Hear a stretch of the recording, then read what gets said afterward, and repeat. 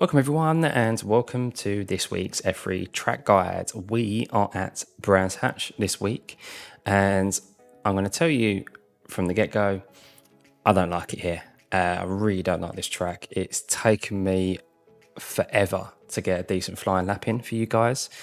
On a personal standpoint, this week is going to be about getting one or two good races in.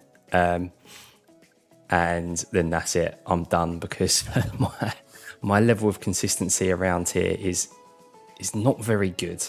I mean, it will still be interesting to see from what I'll be like in a race scenario, but yeah, trying to set a flying lap has been it's taken a little bit longer than I'd like. So yeah, this week for sure, guys, it's not a track I like. There's not really a corner on this track that I like at all, really. Every corner's I dread, and I very rarely say that about a track.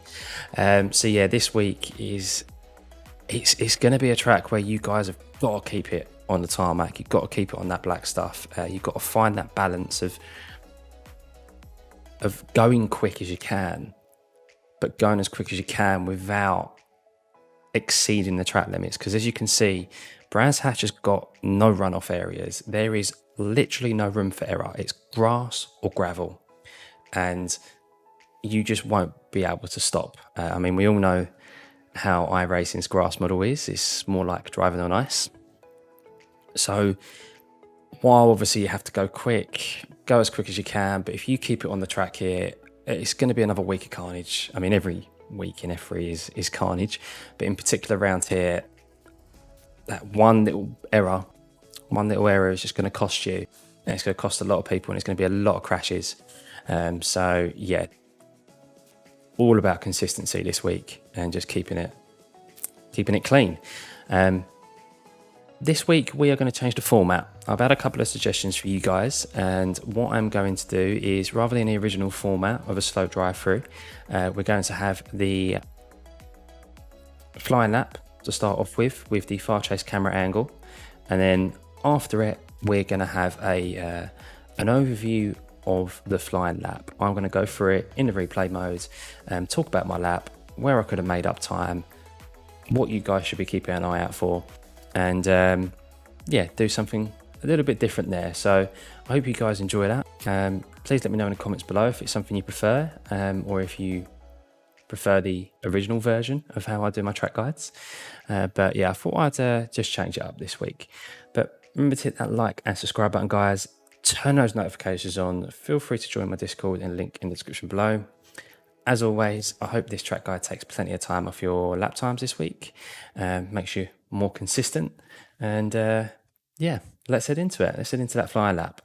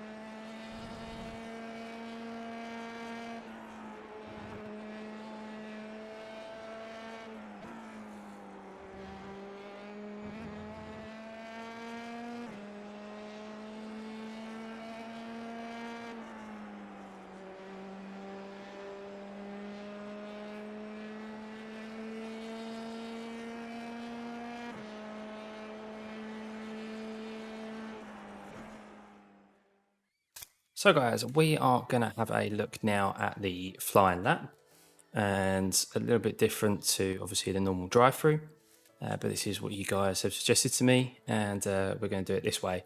So we're going to review the 1:15.55 time that I set. Like I said, wasn't perfect by any means. There was a couple of mistakes on my part, but what we'll do is we'll have a look at those, where I can gain time, what the ideal lines are, and what you guys should be looking for in regards to your braking markers and turning points, etc. But yeah, let's head on forward. So as you guys can see, lap 100. So we're about to enter lap 101. This was a long session. Like I said, I struggled around here, and I won't be doing too many races here this week. So what we're going to do is we are just going to slow it down as we are heading up to the 50 ball marker. Now, what you want to be doing is you want to be staying over to the left hand side. This is a very difficult first corner. It's a blind corner, as you can see here. There's a little crest, so we can't actually see the apex of the corner. But what we're keeping an eye out for, as you're heading up to it, it's quite difficult to see in this view that I've got, but you will be able to see it kind of in VR or on your single monitor when your field of view is a lot closer up. But you're looking for this little kink in the track here on the side. Now it's just before the 50 ball marker, and what we're looking for is that kink just before the 50 ball marker, because that is our braking zone. We then start to brake, staying over to the left hand side, and then as we kind of hit this green patch here on our left, green patch of tarmac, that's when we then start to turn in. You've got to trust yourself to do this, because like I said, we still can't see it. I mean, we're literally on top of the corner and we still can't see it. And there we go, there it comes into view. Now, I actually don't get as tight to this as what I should and what I can. So in that regard, I haven't quite, I've hit an okay line, but I haven't hit the perfect line. The perfect line is to get it as close to this curb as you can, and then that way, as you're getting on the throttle through the corner, you're covering as little track as possible. So I believe there's quite a bit of time there that I've lost, maybe a tenth, just from that there. As you can see, with my throttle inputs, I'm doing a little bit of trail braking, and then as pretty much the corner comes into view, that's when I then start to get on the throttle. Of course, the more grip you have in your tyres, the more heat you have in your tyres, the earlier you can get on the throttle. Be careful on the first couple of laps, as always. In particular, the front tyres struggle to get, well, they're the ones that take a little bit more to warm up around this track. So understeer is quite a big thing in the first couple of laps. So just be wary of that, because like I said at the start in the intro, you need to keep it on track here. There's no room for error, as you know. So we run through and we use all of this runoff as we can, and then we make our way up to Druid's very famous corner. Now this is a hairpin, and what we keep an eye out for is the 50 ball marker. That's if you've got a good set of pedals. If you haven't got a good set of pedals, I would probably recommend braking just before, but if you can brake on the 50, that's the perfect braking. So we're staying over to the left hand side and braking on the 50.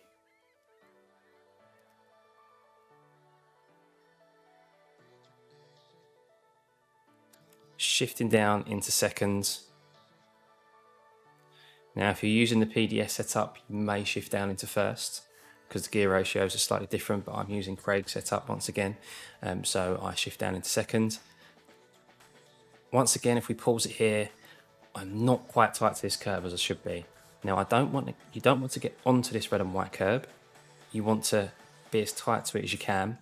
If you get on the red and white curb, it doesn't unsettle the car, but there's just no grip. And as you come out of the hairpin, there is always that factor of get your foot on the throttle and you can lose the car from underneath. You can spin the car out. So yeah, a little bit wide on my part. Once again, probably another tenth or so that I've lost there in the first couple of corners. It's so easy to do. But as we're getting around the hairpin, we're back on the throttle again. Be careful with this runoff on the left. There is a little bit of a runoff here, as you can see the discolouring of the green. That is Astro, and you can get on that, but it's very, very small, very fine margins.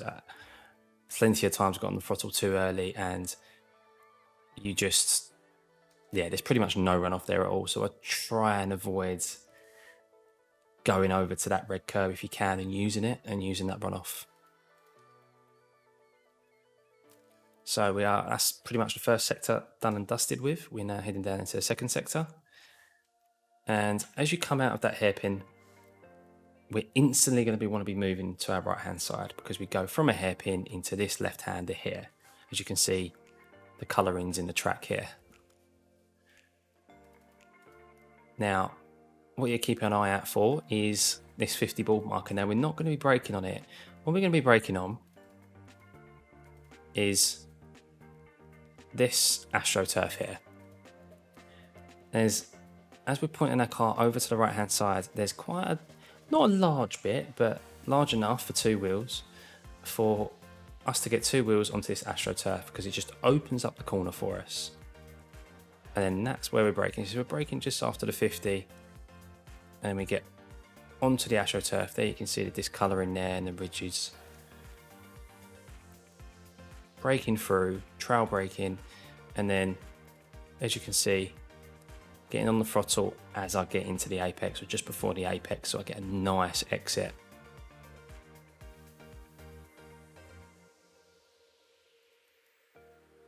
Full on the throttle. Now, this is a very large runoff here. In some sims, you will see that this is an off track, or this isn't allowed. And I'm actually I've never raced Brands Hatch before today. I've purchased it purely for F3 and its track guides, and I'm quite surprised iRacing allows this runoff, to be honest, because they're very strict with their runoffs in most tracks, Spa being obviously the most obvious. But yeah, you can use all of this runoff. Make sure you get back onto the track before the thick red and white curb runs out, because otherwise you will gain an off track. To be honest, off tracks and incident points aren't really what you're going to be worried too much about around this track, because as I said, if you go off track, you're going to be very, very lucky to keep it out of the barriers and not suffer damage. So if you get an off track there, it's not the end of the world. Personally, I wouldn't worry too much about it. So we're going to head down into the next corner, into what is probably one of probably the most difficult corner around Brands Hatch. It's kind of like a double apex. It's a late apex. So what we keep an eye out for is the 50 ball marker. Now, we're not braking on the 50. We are going to be braking in between the 50 and the red and white curb. Or you could say pretty much in line with the end of the barrier here, marked by the green and white striped square. So we are braking, trail braking, and what you want to do is pretty much just follow this line, follow the track, the dark patch in the track, and hang it out wide a little bit. So we're not going straight into the apex, because it's a late apex. If you do that, you're going to end up running out of track, and you're going to have to slam your brakes on. So as we're coming round, there's kind of like as you can see, where it goes from thick red and white curb to a thin red and white curb. It's kind of like a kink here. I would say it's a kink, and this is what we're looking to hit our tires with. That's when we want to get our wheels on the apex, and that's when we then want to get on the throttle. As you can see, I get on the throttle just before it because I've got the grip. That's what we're aiming for. We're aiming to get tight to this little kink here, back on the throttle.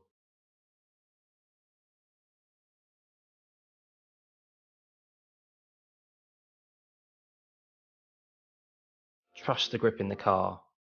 Try and stay off this red and white curb if you can. It's okay to clip it, but it's kind of raised. It's kind of like, yeah, kind of meets in the middle like that. So if you get your tire on it, it's not good. I hope that was a good representation of how the curve actually is. But yeah, that's a very difficult curb and takes. It's difficult to be consistent with that curb. It takes lots and lots of practice. Like I said, I only really after 100 laps started to nail that curb. So yeah, unless you can put some serious practice in. But what we're going to do is we're going to speed it up. So we're down the main straight, and just heading back again. It's so important to get the exit of that last corner right, because this is one of the prime overtaking opportunities here. Just like into the first corner, this is where you're going to probably do most of your overtakes because it's quite a nice draft.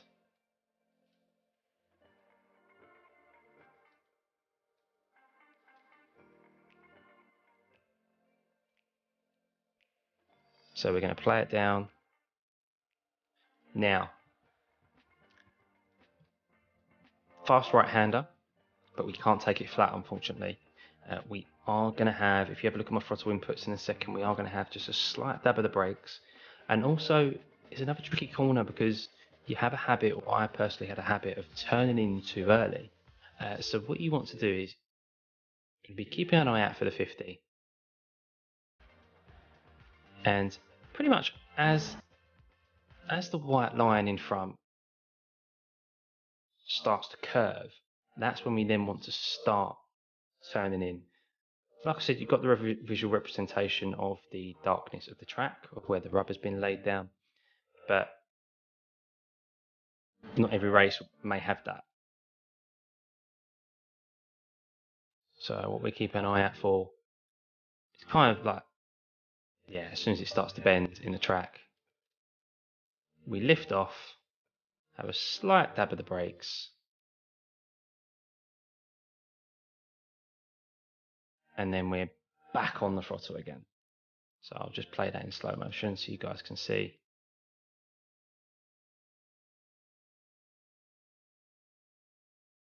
So that's when we then want to start turning in, little dab of the brakes, back on the full throttle. When you hit the curb, hit the apex.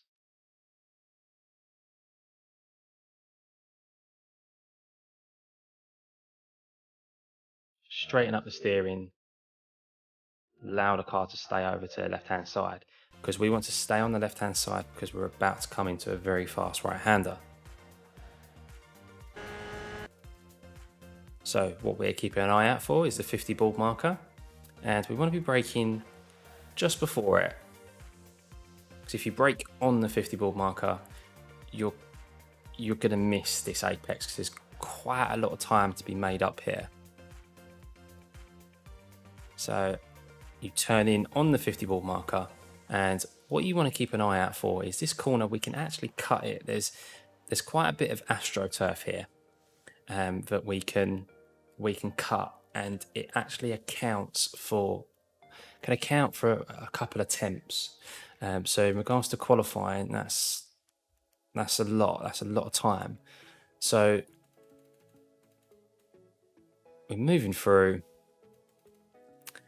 Now, I actually didn't take as much of the corner as I could have. So once again, there's maybe 1 or 2 temps there that I've lost.